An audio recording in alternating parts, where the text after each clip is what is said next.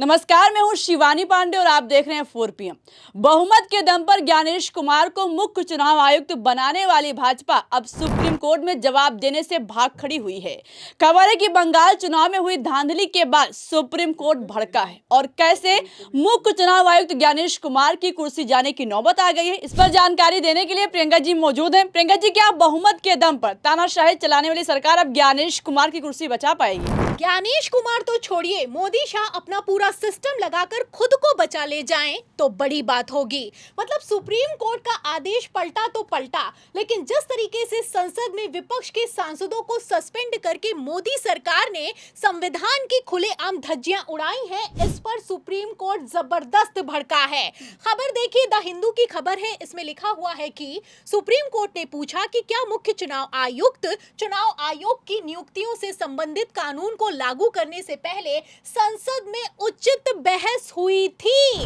तो एक तरफ सुप्रीम कोर्ट ने सवाल किया, वहीं दूसरी तरफ मोदी सरकार की जवाब देने में हालत खराब हो गई है। आपको बता दें शिवानी, सुप्रीम कोर्ट में मौजूद वकील ने कहा है कि बहस तो छोड़िए मिलॉर्ड, विपक्षी सांसदों को सामूहिक रूप से सस्पेंड करके मुख्य चुनाव आयुक्त का नियुक्ति पैनल का चयन किया गया है। तो आप अच्छे से जानती हैं कि किस तरीके से लोकतंत्र के इतिहास के सबसे काले दिन के तौर पर संसद में से रिकॉर्ड तौर पर 141 विपक्षी सांसदों को पहले तो सस्पेंड कर दिया गया, फिर सुप्रीम कोर्ट के ऐतिहासिक फैसले को पलट दिया गया। सुप्रीम कोर्ट ने ऐतिहासिक फैसला देते हुए कहा था कि जो मुख्य चुनाव आयुक्त का नियुक्ति पैनल है उसमें सीजीआई, प्रधानमंत्री और नेता प्रतिपक्ष होगा। लेकिन मोदी सरकार सीजीआई के आने से इतना हड़बड़ा गई, इतना बौखला गई कि आनन फानन में अध्यादेश लाया गया और 2023 में सुप्रीम कोर्ट के फैसले को पलटते हुए सीजीआई को नियुक्ति पैनल से बाहर कर दिया गया और केंद्रीय मंत्री को शामिल कर लिया गया। ऐसे हालातों में जब नियुक्ति हुई तो नियुक्ति के बाद बवाल खड़ा हुआ। अब इसी बवाल को लेकर जब सुप्रीम कोर्ट में सुनवाई हो रही है तो आप समझ सकती हैं कि किस तरीके से मोदी सरकार फंस गई है, क्योंकि आनन फानन में सीजीआई को नियुक्ति पैनल से बाहर किया गया, आनन फानन में मोदी सरकार अध्यादेश लेकर आई। अब इसी पर सुप्रीम कोर्ट में जब सुनवाई हुई तो सुप्रीम कोर्ट के जस्टिस ने कह दिया कि काश जजों की नियुक्ति भी चुनाव आयुक्तों की तरह इतनी जल्दी हुआ करती। तो ये सुप्रीम कोर्ट की अपने आप में बहुत तल्ख टिप्पणी है। मतलब सुप्रीम कोर्ट से लेकर हाई कोर्ट के जजेस की लिस्ट पेंडिंग पड़ी रहती है, लेकिन केंद्र सरकार किसी तरह का कोई संज्ञान नहीं लेती। वहीं दूसरी तरफ ज्ञानेश कुमार को मुख्य चुनाव आयुक्त बनाने के लिए मोदी शाह ने अपना पूरा सिस्टम लगाकर रख दिया। राहुल गांधी ने पुरजोर विरोध किया, लेकिन इन सब के बावजूद मोदी सरकार ने किस तरीके से रातों रात गजट जारी करके ज्ञानेश कुमार को मुख्य चुनाव आयुक्त नियुक्त किया, ये किसी से छुपा हुआ नहीं है। मतलब एक तरफ राजीव कुमार रिटायर हुए, दूसरी तरफ ज्ञानेश कुमार की नियुक्ति हुई और ये नियुक्ति इतने आनन फानन में हुई, इतने आनन फानन में हुई कि आप समझ सकती हैं कि अब सुप्रीम कोर्ट भी कह रहा है कि काश जजों की नियुक्ति भी इतनी जल्दी कर दिया करते। आपको बता दें शिवानी, ज्ञानेश कुमार के कार्यकाल में जो हुआ है वो तो राजीव कुमार के कार्यकाल में भी कभी नहीं हुआ, क्योंकि दिल्ली और बिहार के जो नतीजे निकलकर सामने आए ये अपने आप में बेहद चौंकाने वाले हैं। दिल्ली जहां पर भारतीय जनता पार्टी का जनाधार नहीं मौजूद है और बिहार में तो प्रचंड जीत हासिल की है भारतीय जनता पार्टी ने, नीतीश कुमार से ज्यादा सीटें आई हैं। और इन सबसे इतर सबसे लेटेस्ट जो बंगाल का चुनाव है, जहां पर ममता बनर्जी हारने के बावजूद हार स्वीकार करने के लिए नहीं तैयार हुई, इस्तीफा तक नहीं दिया, उसके बाद सुप्रीम कोर्ट ने एक्शन लिया है। सुप्रीम कोर्ट ने चुनाव में हुई धांधली की मुख्य जड़ को पकड़ लिया है और सुप्रीम कोर्ट ने जिस तरीके से इस मामले की आनन फानन में सुनवाई शुरू की है शिवानी, इतना तो साफ हो चुका है कि अब सुप्रीम कोर्ट भी समझ रहा है कि ज्ञानेश कुमार के नियुक्ति में ही झोल है।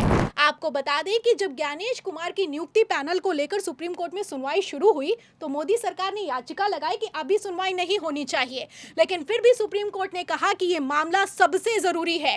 और क्यों जरूरी है? क्योंकि बंगाल के चुनावों में जो हुआ है इसके बाद भी अगर सुप्रीम कोर्ट में एक्शन नहीं हुआ तो लोगों का चुनाव आयोग तो छोड़िए, लोकतंत्र से विश्वास उठ जाएगा। क्योंकि मौजूदा कानून ये पक्का करता है कि जो मुख्य चुनाव आयुक्त है वो प्रधानमंत्री का आदमी है। आपको बता दें शिवानी कि जिस तरीके से गृह मंत्री अमित शाह और प्रधानमंत्री नरेंद्र मोदी ने राहुल गांधी के विरोध के बावजूद ज्ञानेश कुमार को मुख्य चुनाव आयुक्त नियुक्त किया है, ये अपने आप में बहुत बड़ी बात है, क्योंकि नेता प्रतिपक्ष अगर पैनल में शामिल है तो उसके डिसेंट नोट को एक सिरे से खारिज नहीं किया जा सकता है। लेकिन फिर भी मोदी सरकार ने ये किया और अब इसके बाद ज्ञानेश कुमार की कुर्सी सुप्रीम कोर्ट में फंस गई है। सुप्रीम कोर्ट में इसी मुद्दे को लेकर जबरदस्त बहस हो रही है। सुप्रीम कोर्ट ने अब तक की सबसे तल्ख टिप्पणी करते हुए यहां तक कह दिया है कि जो मोदी सरकार ने करके दिखाया है, ये बहुमत के नाम पर तानाशाही चल रही है। आपको बता दें शिवानी, ये जो बेंच है, बेंच में सुनवाई कर रहे हैं जस्टिस दीपांकर दत्ता और जस्टिस सतीश चंद्र शर्मा। इनके सामने याचिकाकर्ताओं ने दलील देते हुए कहा है कि ये कानून बिना किसी संसदीय बहस के पारित किया गया है और ये चुनाव निकाय पर सरकार के पूर्ण प्रभुत्व का रास्ता साफ करता है। तो किस तरीके से पूर्ण प्रभुत्व के दम पर मोदी सरकार ने चुनावों को मैनेज किया, दिल्ली से लेकर बिहार और बंगाल में जो नतीजे निकलकर सामने आए हैं, ये अपने आप में अप्रत्याशित है। फिलहाल जिस तरीके से खेल चल रहा है और पूर्ण प्रभुत्व की अगर बात की जाए शिवानी, तो इसको लेकर आप शुभेंदु अधिकारी का ताजा बयान देख सकती हैं।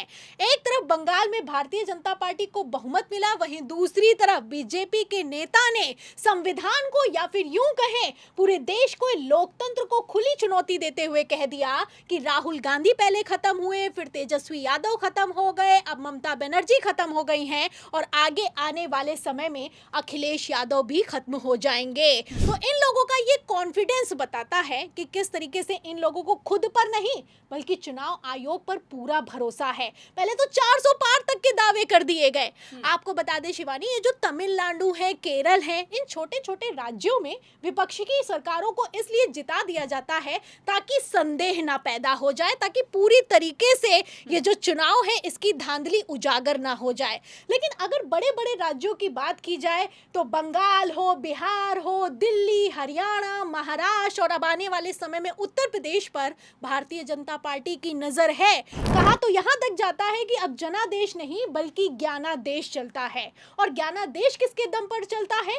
बहुमत के दम पर चलता है। एक तरफ भारतीय जनता पार्टी को बहुमत मिला, वहीं दूसरी तरफ बीजेपी ने इसी बहुमत के दम पर सुप्रीम कोर्ट के फैसले तक को पलट दिया। सीजीआई को मुख्य चुनाव आयुक्त के नियुक्ति पैनल से बाहर किया और तो और संसद में बिना बहस के जो कानून लेकर सामने आए उसके तहत ज्ञानेश कुमार को मुख्य चुनाव आयुक्त बनाकर लोकतंत्र की सारी हदें पार करके रख दी हैं। फिलहाल जैसे हालात हैं, जैसे सुप्रीम कोर्ट में बहस चल रही है, ऐसे हालातों में अगर ज्ञानेश कुमार की कुर्सी चली गई तो उनके अंडर जो चुनाव करवाए गए हैं उनका क्या होगा, इसको लेकर भी सवाल किया जा रहा है। क्योंकि नियम ये कहता है कि अगर कोई भी कानून टेक डाउन होता है तो उसके अंडर जो कुछ भी हुआ होता है वो कैंसिल हो जाता है।